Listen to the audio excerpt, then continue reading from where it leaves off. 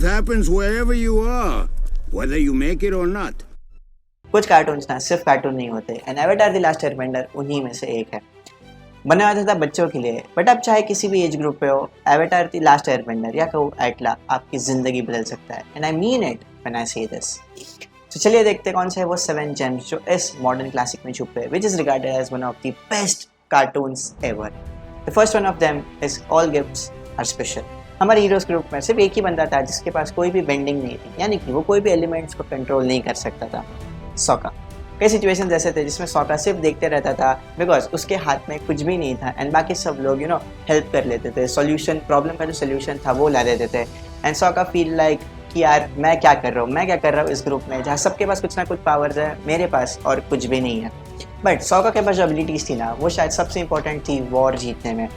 सोका was a master strategist and a leader. जितने भी attacks avatar side से हुए वो सभी को प्लान और स्ट्रैटेजाइज सोका ने ही किया, एंड शायद अगर सोका नहीं होता देन फाइनल वॉर जीतना ऑलमोस्ट इम्पॉसिबल था। He knew the how of everything. You see season 3 तक आते आते Sokka was a master warrior, मतलब वो बूमरैंग चलाना सीख गया था, but in season 3 he learns swordsmanship, and वो इतनी अच्छी तरह से सीखता है कि पूरे एवेटार यूनिवर्स में उस पॉइंट में उससे अच्छा स्वॉर्डमैन शायद ही कोई और था।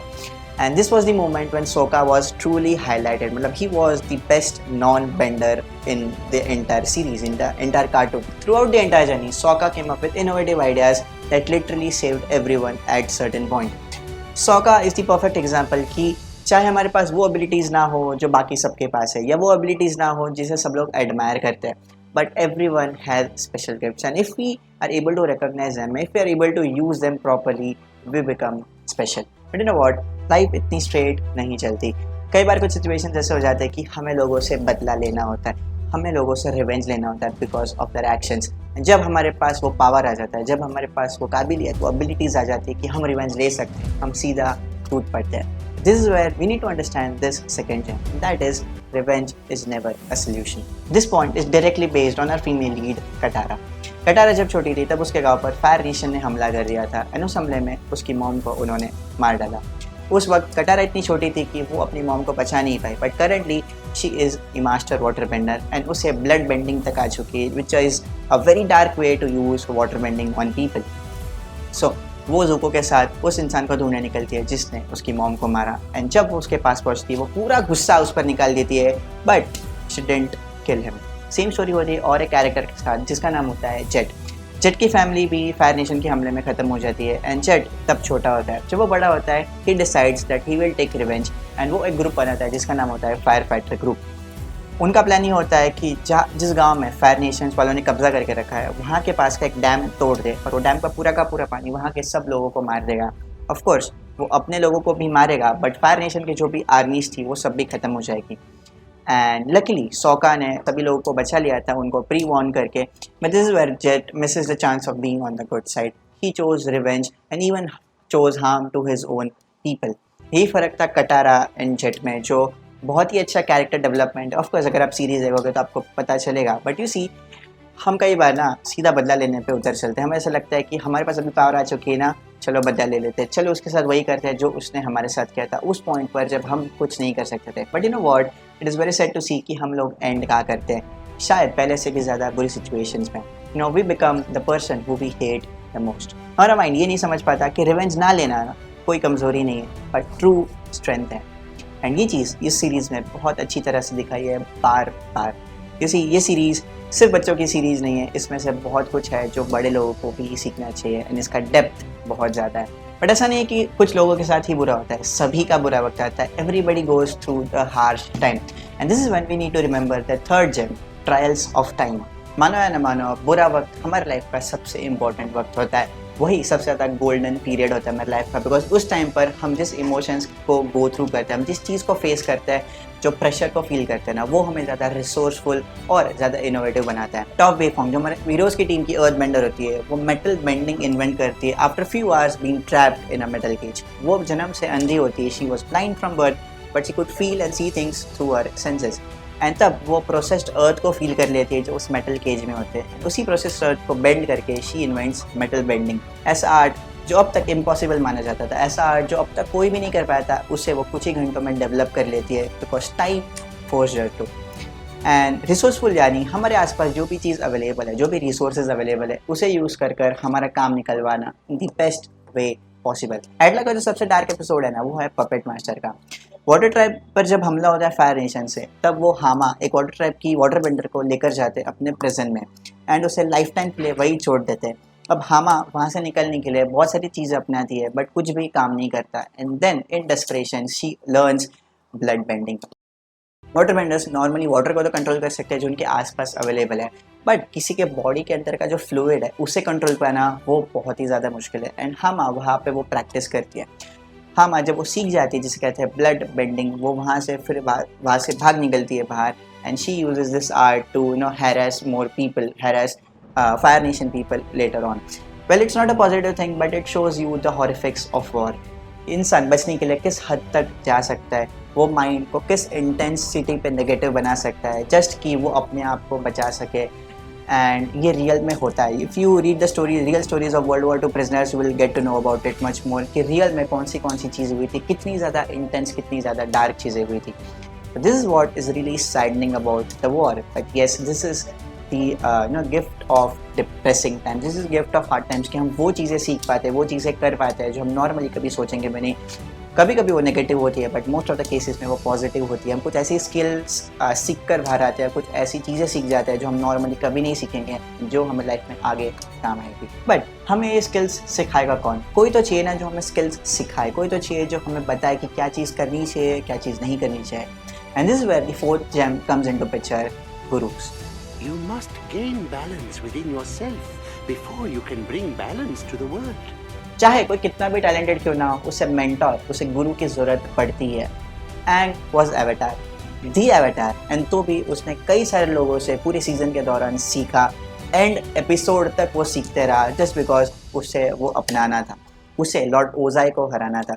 Aang was trained by monk Gyatso, Katara, master Pakku, Toph, Jeong, Zuko, the dragons, Guru Pathik, and lastly by lion turtle throughout his whole journey. And this is the truth कि हमें कोई सिखाने वाला चाहिए। वासुदेव कृष्ण, भगवान श्री कृष्ण कभी गुरु थे, गुरु सांदीपनी, एंड वो आश्रम में उनके पास रहे थे। You know why? उन्हें क्या ज़रूरत थी गुरु के पास जाने की? उनका जन्म ही संपूर्ण ज्ञान और कलाओं के साथ हुआ था, बट फिर भी वो रहे, गुरु के पास रहे। किसी जब हम अपने आप को सीखने जाते हैं ना, we face 2 major problems. One of them is time. For example, आप एक बेस लेवल से एक मास्टर लेवल तक पहुंचना है, सब अपने आप तो सीख सकते हो, अपने आप चीज़ें ट्रायल एंड एरर से सीख सकते हो, आगे बढ़ सकते हो, बट यू सी आपको बहुत ज़्यादा टाइम लगेगा। And what about road blocks? Road blocks में आपको बहुत सारी चीज़ें ट्राई करनी पड़ेगी और आप फेल होने वाले हो, एंड देन फाइनली आप एक सही तरीके पे, एक सही स्ट्रैटेजी पे पहुंचोगे जिससे आप पास हो सकते हो। But what about the time lost? अगर आपके पास सही गुरु है ना, उन्हें पता है कि आप एग्जैक्टली कौन सी प्रॉब्लम फेस कर रहे हो एंड आपको एग्जैक्टली क्या करना चाहिए उसे सॉल्व करने के लिए। So this is where the experience comes into picture, comes into help you, right? So गुरु होना आपका बहुत ज़्यादा टाइम एंड एनर्जी बचा सकता है। And the second problem that we face is control. You see, गुरु का काम सिर्फ ये नहीं होता कि वो आपको सिखाए, बट ये भी होता है कि वो आपको ये बताए कि कब और कैसे उस नॉलेज को और स्किल को यूज़ करना है। यू सी, हीरोज़ और विलेंस दोनों के पास तलवार होती है, हीरोज़ एंड विलेंस दोनों को तलवार चलाना आता है। द मेन डिफरेंस इज कौन, कब और किस लिए चलाता है, right? This is where the whole difference lies. चलो, अभी आपने स्किल्स तो सीख लिए, बट क्या आप अकेले वो सब कर पाओगे जो आपको करना है? And this is where the fifth gem comes into picture, I is nothing but we is everything. अब एटला की पूरी सीरीज देख लो, आपको पता चल जाएगा कि एवेटार लास्ट का वॉर कभी नहीं जीत पाता अगर वो अकेला होता। यस, गुरु उसकी ज़रूरत थी, गुरुओं ने उन्हें सिखाया, गुरु ने उसे सिखाया कि कैसे अपने स्किल्स को डेवलप करे अलग अलग एलिमेंट्स को लेकर, बट उतनी ही ज़रूरत थे उसके साथ के लोग जो उसके साथ वॉर में खड़े थे। सी, हम चीज़ अकेले शुरू तो कर सकते हैं बट वहाँ नहीं पहुँच सकते जहाँ हमें पहुँचना होता है without a team, a strong team which can endure everything with you. आप सौका को देख लो, सौका अगर नहीं होता तो स्ट्रैटेजीज कौन बनाता? वॉर में एंट्री एग्जिट सब कुछ, पूरा जो प्लानिंग है, पूरा जो हाव है, वो कौन प्लान करता? अगर कटारा उसके साथ नहीं होती तो उसे हील कौन करता? मल्टीपल ओकेजन्स पर कटारा ने सभी की जान बचाई है, एंड स्पेशली एंग की जान बचाई when he was hit by the deadly lightning shot. Toph अगर नहीं होती तो उसे परफेक्ट अर्थ बेंडिंग कौन सिखाता? अगर ज़ूको नहीं होता तो उसे फायर बेंडिंग कौन सिखाता? एंड में उसकी बहन अजूला को कौन मारता? इवन अगर आपा नहीं होता देन वो लोग ट्रैवल कैसे करते? You see, everyone is important. मैं नहीं कह रहा कि एंग का इंपॉर्टेंस नहीं, but what I am telling is बाकी सब भी उतने ही ज़्यादा इंपॉर्टेंट है, if not more. And now we come to the central theme of Avatar, the sixth gem, choose your own destiny. पूरे एटलम में दो ऐसे कैरेक्टर्स हैं जिन्हें लोग बहुत ज़्यादा पसंद करते हैं because of their decision, and one of them is our own Aang, the Avatar himself. Series के एंड तक, थर्ड सीजन के एंड तक, एवेटार एक एथिकल क्राइसिस में होता है। उसे बचपन में मॉन्क्स ने जितना भी कुछ जो भी कुछ सिखाया होता है नॉन वायलेंस के बारे में, पीस के बारे में, उसे वो सब कुछ भूल कर ओजाई को मारना होता है बिकॉज सभी लोग वही चाहते हैं। वो कंसल्ट करता है सभी लोगों से, अपने आसपास के लोगों से कि क्या करना चाहिए उसे, क्या उसे सच में ओजाई को मारना चाहिए। अपने जो भी कुछ सीखा है उसने, जो भी कुछ मॉन्क से सीखा है वो सब भूल कर, एंड सभी लोग कहते हैं कि अगर इस वॉर को ख़त्म करने का कोई भी तरीका है तो वो सिर्फ यही है कि ओजाई को उसे मारना पड़ेगा। But still he is not satisfied with the answer, and उसे लगता है कि शायद कोई और ऑल्टरनेट वे होगा। तो वो मेडिटेशन करता है and then he talks to his past self, he talks to past avatars, and unfortunately वो सभी लोग भी उसे वही कहते हैं कि ओजाई को ख़त्म करना ही एक तरीका है। बट स्टिल एंग न्यू कि वो जो भी कुछ करने जाएगा वो तो नहीं होगा जो बाकी सब लोग कह रहे हैं, बिकॉज ही न्यू समवेयर कि यार मारना कोई ऑप्शन नहीं है, मारने से क्या ही हो जाएगा, what about peace, is there an alternate way. And उसके बाद कुछ मिरेकल होता है, लायन टर्टल उसे मिलता है, लायन टर्टल उसे मिलकर उसे एनर्जी बेंडिंग सिखाता है, उस एनर्जी बेंडिंग से वो ओजाई के अंदर का जो फायर बेंडिंग है उसे बाहर निकाल देता है। एंड ना Ozai is a normal human without any bending and he ends the war without actually killing him. And this is the turning point of the entire series, क्योंकि एंग वो डिसीजन लेता है जब उसे सही लगता है बाकी सब लोग बिना सुन के, because if you are not aligned with your own ethics, if you are not aligned with your own values, you will fail in life. आपको वही करना होगा जो आपको सही लगता है अंदर से। एंड ये जो भी कुछ हुआ था ना वो सब ओजाई की वजह से ही हुआ था। 100 साल से जो वॉर चल रहा था उसमें हज़ारों लोग मरे, हज़ारों फैमिलीज तबाह हुए, हज़ारों नेशंस ख़त्म हो गए जस्ट बिकॉज ऑफ ओजाई। ओजाई ने पूरे एयर नोमैड्स को ख़त्म कर दिया था जस्ट बिकॉज उसे पता था कि अगला जो एवेटार होगा वो एयर नेशन से ही होगा, एंड उसके लिए उसने जो हमला किया उसमें सभी एयर नोमैड्स को मार दिया। उन एयर नोमैड्स में उसके गुरु थे, वो सब लोग थे जो उसके साथ बचपन में खेला करते थे। एंड अगर किसी के पास सच में जेन्युइन रीज़न था ओजाई को ख़त्म करने का, वो एंग था। एंग के पास सबसे बड़ा रीज़न था कि वो ओजाई को ख़त्म कर दे, but then he chose his own destiny, he became real avatar in true sense because he did what was correct, what felt correct to him. He ended the war with peace. And the second character that people love the most is Zuko because of his redemption arc. Redemption arc यानी कि बुरे characters जो end तक आते आते अच्छे हो जाते हैं, and Zuko is one of the finest characters ever written. Zuko को अपने पापा ओजाई ने देश से बाहर निकाल दिया था because kind of he insulted him, and उस इंसल्ट को पूरा करने के लिए, अपने ऑनर को फिर से लाने के लिए उसे देश निकाला दिया गया। एंड उसके सामने ये चुनौती थी कि अगर वो एवेटार को ला सकता है मार कर या जिंदा उसके पापा के सामने, only then he will regain his honour, he will regain his respect. And इसलिए जब वो देश से बाहर निकलता है उसका एक ही एम होता है कि उसे एवेटार को पकड़ना है चाहे कुछ भी हो जाए। एंड उसके बाद कुछ ऐसे इवेंट्स होते हैं, उसकी जो स्टोरी है ना वो कुछ ऐसी होती है कि जब वो एवेटार के पीछे पीछे जाता है, हर एक नेशन में उसे फॉलो करता है, तब वो बहुत सारे इंसिडेंट्स को क्लैश करता है। जब वो उन लोगों से मिलता है जो एक्चुअल में वॉर को भुगत रहे, जब वो वॉर के कॉन्सिक्वेंसेस को भुगत रहे, जो 100 साल से वॉर चल रहा है, वो देखता है कि कितने सारे लोग ने अपनी फैमिलीज लॉस्ट किए, कितने सारे लोग ने अपने घर के बेटा बेटी, अपने घर के बेटे लूज़ किए, कितने सारे लोगों ने अपने पापा लूज़ किए, कितने सारे फैमिली स्टैंडर्ड हो गए, कितने सारे लोग गरीबी में जी रहे जस्ट बिकॉज वॉर ने उनसे सब कुछ छीन लिया। And this is what changes him from with in. Season 2 आते आते उसके अंदर एक रियल मेटामॉर्फोसिस होता है। मेटामॉर्फोसिस मतलब वो अंदर से उसका जो कॉन्साइंस है वो चेंज हो जाता है। He really starts to feel he really starts to feel empathetic about all the people, and he changes for good, and in the end he becomes a totally different character जो finally अपने पापा के against जाने के लिए ready है। Growing up, we were taught that the Fire Nation was the greatest civilization in history, and somehow the war was our way of sharing our greatness with the rest of the world. What an amazing lie that was. The people of the world are terrified by the Fire Nation. They don't see our greatness, they hate us. And we deserve it. In the end, it is very emotional because वो बनता है जो उसे सच में बनना होता है. He becomes a person who has his own honor. He is not dependent on his father. He is not dependent on anyone to give him respect because he now earned his own respect. And आप जब वो character develop होते हुए देखते हो ना, आप एक connect feel कर रहे हो because of all the emotions that he has gone through, and it's really awesome to see Zuko's journey. हम सभी के पास ना ऑप्शंस होते हैं. We have the power to choose, we have the power to decide, and we have the power to choose our own actions and thereby choose our own destiny. But सबसे important ये होता है, सबसे hard ये होता है to choose the right one. क्या किया जाए? And that is what defines कि हम फाइनली एंड कहाँ पर करेंगे. This is the central theme जो आप बहुत सारे कैरेक्टर्स में देखोगे. थ्रू आउट दी जर्नी कितने लोगों में चेंज आता है because they went through something, वो चीज़ ने उन्हें बदल दिया फॉर गुड. बट नाउ आपका ये सवाल होगा कि ये चेंज आया कैसे, ज़ूको ये बदला कैसे, बिगड़ा हुआ फायर नेशन का लड़का एक अच्छा फायर लॉर्ड बना कैसे. एंड अगर ये सवाल आपके अंदर आता है, देयर शुड बी समवन, कोई तो ऐसा होना चाहिए जिसने उसे हर पल गाइड किया था. And this is where I want to introduce you to the 7th gem of this entire series, the 7th gem of Atla, Iroh. चाहे आप किसी के लिए पूरा सीजन मत देखो, किसी के लिए एटला मत देखो, सिर्फ आयरो के लिए देखो because he is a living philosophy.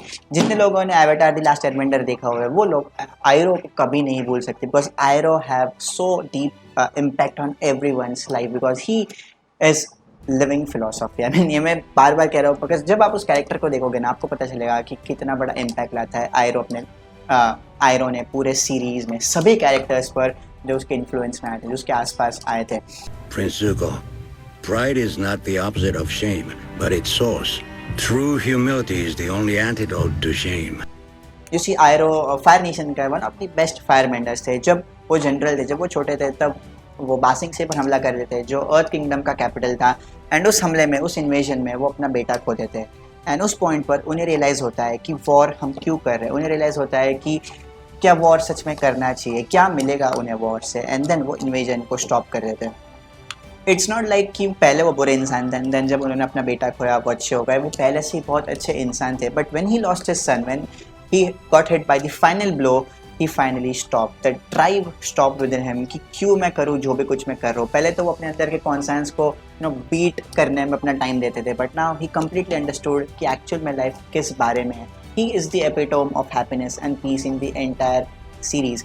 Perfection and power are overrated.